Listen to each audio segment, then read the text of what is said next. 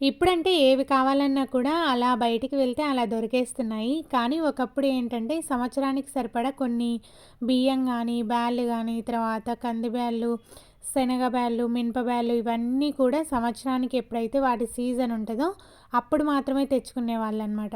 అలా తెచ్చుకొని స్టోర్ చేసుకునేవాళ్ళు. ఎందుకంటే అప్పుడు తక్కువ పడతాయి. తర్వాత క్వాలిటీ కూడా చాలా బావుంటాయి.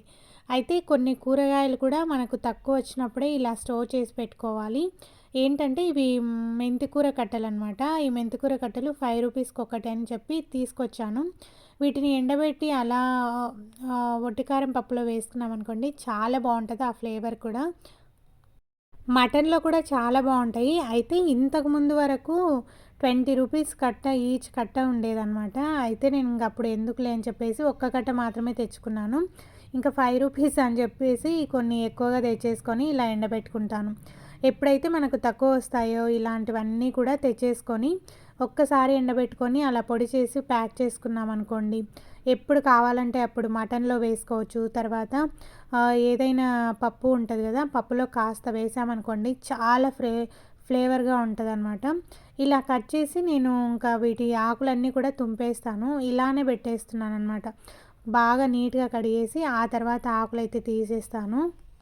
మెంతి కూర చాలా ఈజీగా పెంచుకోవచ్చండి. టెర్రస్ గార్డెన్ అలా ఏదైనా చిన్న గార్డెన్ మన ఇంట్లో ఉన్నా గూడా ఒక చిన్న టబ్‌లో కాస్త మట్టి పోసి అలా పెంచేయొచ్చనమాట. టిష్యూ పేపర్ మీద కూడా పెంచొచ్చు. నేను చాలా సార్లు కూడా అలా చేశాను. ఈసారి ఎప్పుడైనా వీలైతే మీకు చూపిస్తాను. టిష్యూ పేపర్ ఉంటది గదా! దానిపైన గూడా పెంచొచ్చనమాట. ఇది చాలా తొందరగా వస్తది. అలాగే రెండాకులు మెంతి గూడా పప్పులో వేసుకుంటే చాలా మంచిదనమాట. ఎలాగో మనం ఏవి మందులు వేయము. అలా అలా ఇంట్లో పెంచుకుంటే చాలా బావుంటది గదా! నాకైతే చాలా ఇష్టం. ఎప్పుడు అలా పెంచుకునేదాన్ని. ఇంకా ఈ మధ్య అయితే ఇంక అసలు పెంచట్లేదు. బయటనే తీసుకొస్తున్నాను. మార్కెట్ నుండి ఏ ఆకుకూరలు తెచ్చైనా గూడా అలానే స్టోర్ చేసి పెట్టకూడదు. ఇలా మనం విడదీసి వీటన్నిటిని కూడా నీట్‌గా తడంతా కూడా ఆరిపోయిన తర్వాత ఫ్రిడ్జ్‌లో స్టోర్ చేసి పెట్టుకోవాలి. ఏదైనా మట్టి అలాంటివి ఉన్నా గూడా నీట్‌గా తీసేయాలనమాట. మనం అలానే పెట్టేసామనుకోండి, ఇంకా అవి అలానే మగ్గి, మగ్గి అలానే పోతాయన్నమాట. అందుకని చెప్పేసి ఒక్కసారి మనం క్లీన్ చేసి పెట్టుకున్నామనుకోండి, ఇంక ఎప్పుడూ మనకి అలాంటి అవసరమే ఉండదనమాట. ఎండబెట్టేటప్పుడు ఏంటంటే నేను అన్ని ఆకులేం తీయను. ఇంత సగం వరకు కట్ చేశాను కదా! ఇలానే పెట్టేస్తాననమాట. ఎందుకంటే పౌడరే ఏస్తాం కాబట్టి కొంచెం అలా ఎండిన తర్వాత నలిపేస్తే అంత పౌడర్ అయిపోతది. అందుకని చెప్పేసి అలానే వేస్తాను. నేను మ్యాక్సిమం ఎక్కువగా చపాతీలు చేస్తానండి. మెంతి చపాతీలు అని చెప్పి ఆల్రెడీ మీకు షేర్ చేశాను. రేపు టిఫిన్ చేయడానికి టైం లేదు. తర్వాత ఏం చేయాలనో అర్థం కావట్లేదు. అలాంటప్పుడు ఎక్కడికైనా వెళ్ళాలి అన్నప్పుడు నేను ఇది చేస్తాననమాట. వీక్లీ వన్స్ అయితే నైట్ మార్నింగ్ ఈ రెండిట్లో ఎప్పుడో ఒక్కసారి అయితే ప్రిపేర్ చేస్తాను. చాలా బావుంటది. ఇందులోకి ఏందంటే పెరుగు తింటే చాలా బావుంటదనమాట. మనం ఏ కర్రీ చేసుకోవాల్సిన అవసరం కూడా ఉండదు. ఈ కట్టనేమో ఇంకా మెంతికూర చపాతీకి అని చెప్పేసి సపరేట్‌గా పెట్టేస్తున్నాను. ఇవన్నీ కూడా మళ్ళీ నాటితే బాగా వచ్చేస్తాయన్నమాట. కానీ మనకు నాటడానికి ప్లేస్ లేదు కాబట్టి నేను పడేస్తున్నాను. ఇంట్లో ఉండే కంటే వర్కింగ్ ఉమెన్‌గా ఉండడమే చాలా బెటర్ అనిపిస్తది నాకు. ఎందుకంటే త ఫాస్ట్‌గా పొద్దున్నే మార్నింగే పని చేసుకొని అలా క్యారియర్ కట్టేసుకొని పోవచ్చు గదా! ఇంట్లో ఉంటే ఏదో ఒక పని చేస్తూనే ఉంటాము. నాకు మార్నింగ్ షిఫ్ట్ అయిపోతే మధ్యాహ్నం షిఫ్ట్ అయిపోతే నైటు ఇలా వంటలు చేస్తూనే ఉండాలనిపిస్తది. ఇంకా ఇవాళ ఏంటంటే మొన్న ఊరు వెళ్ళినప్పుడు చింతకాయలు తీసుకొచ్చాను గదా! అవన్నీ కూడా దంచేస్తున్నాము. అంటే తొక్కుకి ఇదే కరెక్ట్ టైం అని చెప్పి ఇవాళైతే తెచ్చుకున్నాను. కాకపోతే దా సంక్రాంతి పోయిన తర్వాత ఇది కరెక్ట్ టైం అంట. కానీ నాకు తెలీదు. కాకపోతే ఏంటంటే చింతకాయలు ఫస్టే వచ్చినట్టున్నాయి ఇవి. బాగా ముదిరిపోయాయండి. ఇవి పిచ్చ గూడా నల్లగా ఉందనమాట. అందుకని చెప్పేసి బాగా ముదిరిపోయాయి. కండ గూడా చాలా ఎక్కువగా ఉంది అని చెప్పేసి నేను మొన్న ఊరెళ్ళినప్పుడు మీకు ఆల్రెడీ షేర్ చేశాను కదా! విలేజ్ వైబ్స్ అని. ఆ వీడియోలో అయితే పెట్టాను. తెంపేది గూడా పెట్టాను. ఎవరైనా చూడకపోతే మీరు ఖచ్చితంగా ఆ వీడియో చూడండి. మా ఊర్లో ఏమేమి దొరుకుతాయి పొలానికెళ్తే అని చెప్పేసి అన్నీ కూడా ఆ వీడియోలో తీసి పెట్టాననమాట. ఇక్కడేంటంటే చింతతొక్కు దంచుకోవడానికి నేనేం మిక్సీ పట్టట్లేదండి. రోలు ఉంటది కదా! ఆ రోట్లో వేసి దంచేసుకోవడమే. ఇంకా ఇందులో వేయడానికి మెంతులు, కల్లుప్పు ఉంటది కదా! కల్లుప్పు, పసుపు ఈ మూడే కావాలనమాట. మనం ఇలా దంచి పెట్టుకున్నామనుకోండి, సంవత్సరం కాదు 2 సంవత్సరాల వరకు ఈజీగా ఎప్పుడు కావాలంటే అప్పుడు అలా కొంచెం తొక్కు తీసుకొని ఎండుమిరపకాయల, మీకిష్టమైంది పచ్చిమిరపకాయల ఏవో ఒకటి వేసేసుకొని దంచేసుకోవడమే.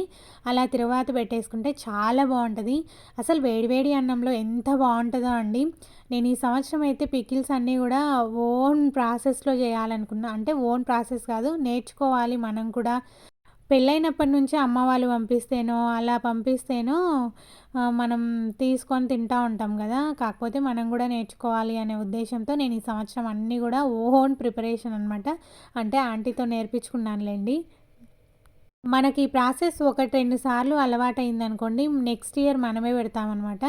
ఇంకా ఎప్పుడూ ఒకటే ప్రాసెస్ ఉంటది కాబట్టి చట్నీలకి ఇక మనమే పెట్టేసేయొచ్చు. అయితే చింతకాయలకు పీచు ఉంటది గదా! ఆ పీచంతా గూడా ఫస్ట్ కడిగేసుకోవాలి. కడిగేసిన తర్వాత ఇలా పీచు ఉంటది గదా! ఈ పీచునంతా గూడా తీసేసుకోవాలి. ఎందుకంటే మనం తినేటప్పుడు అడ్డు రాకుండా ఉంటది. మనం దంచేటప్పుడు గూడా అంత బావుంటదనమాట. బాగా మైనంలాగా అవుతది గదా! మనం దంచేటప్పుడు గానీ, తినేటప్పుడు గానీ అడ్డు రాకుండా ఉంటదని చెప్పేసి ఫస్ట్ పీస్ అయితే తీసేసుకోవాలి.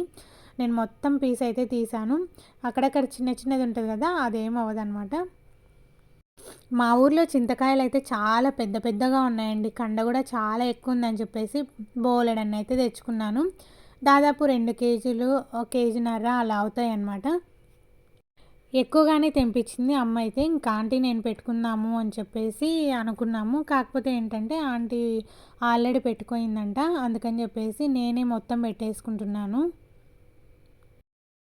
చింతతొక్కు దంచుకునేటప్పుడు మనం చింతకాయలు వేస్తాం కదా రోట్లో, అందులోనే కొన్ని మెంతులు, తర్వాత ఉప్పు అనమాట. కల్లుప్పు ఉంటది కదా! ఆ కల్లుప్పు, పసుపు ఇవన్నీ కూడా వేసేసుకోవాలి.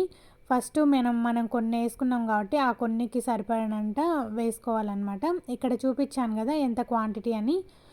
మనం ప్రతిసారి చింతకాయలు వేసుకొని దంచుకున్నప్పుడల్లా కూడా ఒక టేబుల్ స్పూన్ మెంతులు, తర్వాత ఒక 2, 3 టేబుల్ స్పూన్ల ఉప్పు వేసేసుకొని దంచేసుకోవాలి. పసుపు కూడా చాలా ఎక్కువ పడుతది. ఉప్పు కూడా చాలా ఎక్కువ పడుతది. మనం తర్వాత అమ్మ అయితే ఎప్పుడు ఇందులో పచ్చిమిరపకాయలు వేసేసి దంచి పెట్టేదనమాట. ఎప్పుడు నాకు అదే పంపించేది.